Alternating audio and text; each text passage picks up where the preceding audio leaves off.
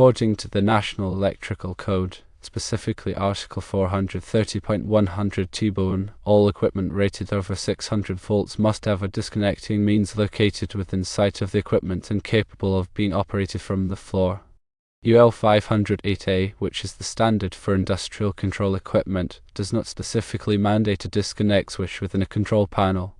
However, UL 508 does require the following. Firstly, an externally operable disconnecting means must be provided for any equipment connected to a circuit with a voltage rating greater than 600 volts according to UL 508A, Section 6.2.1.1, and secondly, a disconnecting means must be provided for each power circuit feeding the control panel as per UL 508A, Section 6.2.1.1b.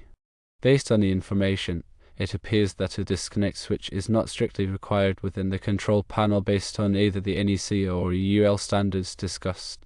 However, several factors should be carefully considered. These factors are 1. Local codes or regulations, 2. Manufacturer's recommendations, and 3. General safety considerations. Local building codes or other regulations might impose specific requirements for control panel disconnects that are in addition to the national standards. It's essential to check with the local authorities having jurisdiction to ensure full compliance with all applicable rules. The manufacturer of the pump system may provide specific recommendations regarding the necessity of a control panel disconnect. Their expertise and knowledge of the system's design and operation can offer valuable insights into whether a disconnect switch is advisable or required for that particular setup. Even if not explicitly mandated by code or standards, it is generally considered a sound safety practice to have a means of disconnecting a control panel from the power source. This is particularly important for maintenance, troubleshooting, and in emergency situations where the ability to quickly energize the equipment can prevent accidents or further damage. Therefore, the ultimate determination of whether or not to include a disconnect switch in the control panel should be based on a comprehensive risk assessment taking into account the factors outlined to ensure the safety and operability of the system. It's always prudent to err on the side of caution and provide a disconnect switch if there is any doubt or concern about safety or operational efficiency. A licensed electrical engineer or qualified electrical contractor should be consulted to ensure all requirements are met. For further clarification on the NEC requirements regarding disconnects, refer directly to Article 430 in the National Electrical Code. This article provides detailed information on motor circuits, motor control centers, and disconnecting means. It's crucial to understand the specific requirements that apply to the installation. Also, it's a good idea to consult with a UL expert or refer directly to the UL 508 standard for detailed information on the requirements for industrial control panels. The standard provides guidance on design, construction, and testing of industrial control panels, including requirements for disconnects and other safety features. Additionally, consider performing a hazard assessment to identify potential risks associated with the control panel and its operation. This assessment can help determine if a disconnect switch is necessary to mitigate those risks. The hazard assessment should consider factors such as the voltage level, potential for electrical shock, and the presence of flammable materials. Review the control panel design and consider the accessibility of the disconnect switch. It should be located in a readily accessible location so that it can be easily operated in case of an emergency. Furthermore, the switch should be clearly labeled and marked to indicate its function. Think about the operating environment where the control panel is installed. If the environment is harsh or hazardous, the disconnect switch may need to be enclosed in a suitable enclosure to protect it from damage or corrosion. Ensure that the enclosure is rated for the environment in which it is installed. Be sure to investigate any relevant industry standards that may apply to the specific type of equipment being controlled by the control panel. These standards may have additional requirements for disconnect switches or other safety features. For example, if the control panel is controlling a fire pump, it may need to comply with the requirements of NFPA 20, standard for the installation of stationary fire pumps for fire protection. It's also important to consider the maintainability of the control panel and the disconnect switch. The disconnect switch should be designed and installed in a way that allows for easy maintenance and testing.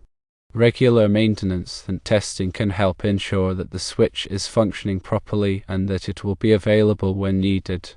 In summary, while NEC and UL standards provide a framework for electrical safety, they are not always exhaustive, and local codes, manufacturers' recommendations, and site-specific conditions must be considered when determining whether to include a disconnect switch in a control panel. A thorough risk assessment, combined with adherence to applicable codes and standards, is essential to ensure a safe and reliable electrical installation. Consider the potential for future expansion or modifications to the control panel. If there is a possibility that the control panel will be expanded in the future, it may be wise to include a disconnect switch even if it is not currently required. This can help avoid costly retrofits later on. Also, examine the available space within the control panel. If there is limited space, it may be necessary to choose a compact disconnect switch or to locate the disconnect switch outside of the control panel. If the disconnect switch is located outside of the control panel, it must be readily accessible and clearly labeled. Think about the type of disconnect switch that is most appropriate for the application. There are several types of disconnect switches available, including fused disconnect switches, non-fused disconnect switches, and circuit breakers. The type of disconnect switch that is chosen should be based on the specific requirements of the application. Also, it's necessary to verify the voltage and current ratings of the disconnect switch. The disconnect switch must be rated for the voltage and current that it will be carrying. It is also important to consider the interrupting rating of the disconnect switch. The interrupting rating is the maximum amount of current that the disconnect switch can safely interrupt. Check the wiring of the control panel and make sure that the wiring is properly sized and protected. Overcurrent protection should be provided for all circuits in the control panel. The overcurrent protection devices should be sized according to the National Electrical Code. Examine the grounding of the control panel. The control panel must be properly grounded to prevent electrical shock hazards. The grounding system should comply with the requirements of the National Electrical Code. Be sure to document the design of the control panel, including the location of the disconnect switch, the wiring diagrams, and the grounding system. This documentation will be helpful for future maintenance and troubleshooting. Take into account the cost of the disconnect switch. Disconnect switches can range in price from a few dollars to several $100s. The cost of the disconnect switch should be weighed against the benefits of including it in the control panel. In addition to the NEC and UL requirements, there may be other applicable standards or regulations that apply to the control panel. For example, if the control panel is being used in a hazardous location, it may need to comply with the requirements of NFPA 70 National Electrical Code, Article 500 through 516. It's also important to consider the training of the personnel who will be operating and maintaining the control panel. The personnel should be trained on the proper operation of the control panel, including the location and operation of the disconnect switch. If the control panel is being exported to another country, it may need to comply with the electrical codes and standards of that country. The electrical codes and standards vary from country to country, so it is important to research the requirements of the destination country before exporting the control panel. Think about the potential for electromagnetic interference, or EMI, from the control panel. If the control panel is located near sensitive electronic equipment, it may be necessary to take measures to reduce the EMI. This can be done by shielding the control panel or by using filters on the power lines. Furthermore, consider the potential for voltage surges on the power lines feeding the control panel. Voltage surges can damage sensitive electronic equipment. Surge protection devices can be installed to protect the control panel from voltage surges. Consider the potential for harmonics on the power lines feeding the control panel. Harmonics are distortions of the sinusoidal waveform of the alternating current power supply. Harmonics can cause problems with electronic equipment and can also increase energy consumption. Harmonic filters can be installed to reduce harmonics. Ensure that all components in the control panel are properly labeled. The labels should be clear and easy to read. The labels should identify the function of each component and the voltage and current ratings. Be sure to test the control panel before it is put into service. The testing should include a visual inspection, a continuity test, and a functional test. The functional test should verify that all components are operating properly. Also, it's a good idea to obtain a third-party certification for the control panel. Third-party certification can provide assurance that the control panel meets all applicable standards and regulations. In addition to the above considerations, it is also important to stay up to date on the latest developments in electrical codes and standards. Electrical codes and standards are constantly evolving, so it is important to stay informed of the latest changes. This can be done by attending industry conferences, reading trade publications, and consulting with electrical experts. Also, remember that safety should always be the top priority when designing and installing electrical equipment. The decision of whether or not to include a disconnect switch in a control panel should be based on a careful consideration of all relevant factors, with safety being the overriding concern.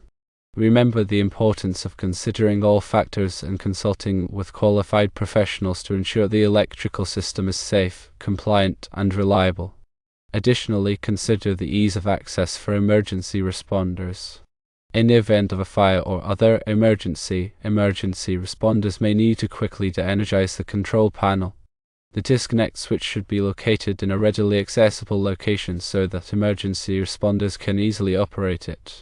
Think about the potential for unauthorized access to the control panel. If the control panel is located in an area where unauthorized personnel may have access to it, it may be necessary to install a lockable disconnect switch. This can help prevent unauthorized personnel from tampering with the control panel. Also, ensure that the control panel is properly ventilated. The components in the control panel generate heat. If the control panel is not properly ventilated, the components may overheat and fail. Ventilation can be provided by installing vents in the control panel or by using a fan. Consider the potential for condensation inside the control panel. Condensation can damage electronic components. Condensation can be prevented by installing a heater in the control panel or by using a desiccant. Ensure that all wiring connections are tight and secure. Loose wiring connections can cause problems with the operation of the control panel and can also create a fire hazard. Wiring connections should be checked periodically and tightened as necessary. Also, it's important to protect the control panel from physical damage. The control panel should be located in an area where it is not likely to be damaged by forklifts, falling objects, or other hazards. Protection can be provided by installing bollards or barriers around the control panel.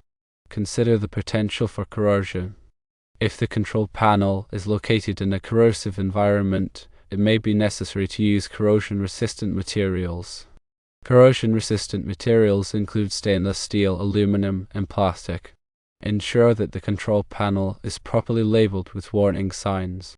Warning signs should be placed in prominent locations on the control panel to warn personnel of potential hazards.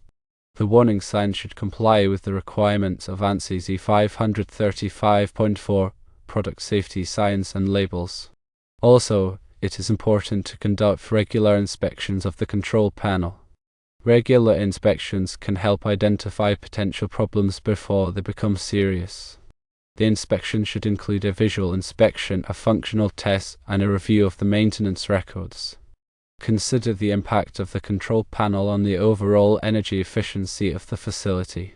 Energy-efficient components should be used in the control panel to minimize energy consumption. Energy-efficient components include variable frequency drives, energy-efficient motors, and LED lighting. Ensure that the control panel is properly integrated with the building automation system. The building automation system can be used to monitor and control the control panel. This can help improve the efficiency and reliability of the electrical system. Also, it's important to keep accurate records of all maintenance and repairs performed on the control panel. These records will be helpful for future troubleshooting and maintenance. Consider the life cycle cost of the control panel. The life cycle cost includes the initial cost of the control panel, the cost of maintenance and repairs, and the cost of energy consumption. When selecting a control panel, it is important to consider the lifecycle costs, not just the initial cost. In addition to the above considerations, it is also important to consult with a qualified electrical engineer or contractor to ensure that the control panel is properly designed and installed. A qualified electrical engineer or contractor can provide valuable advice and guidance on all aspects of the control panel, from design to installation to maintenance.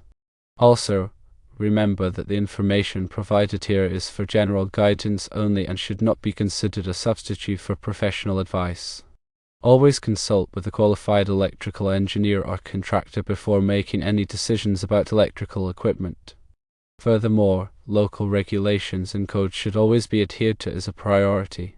Always prioritize safety and compliance when dealing with electrical systems.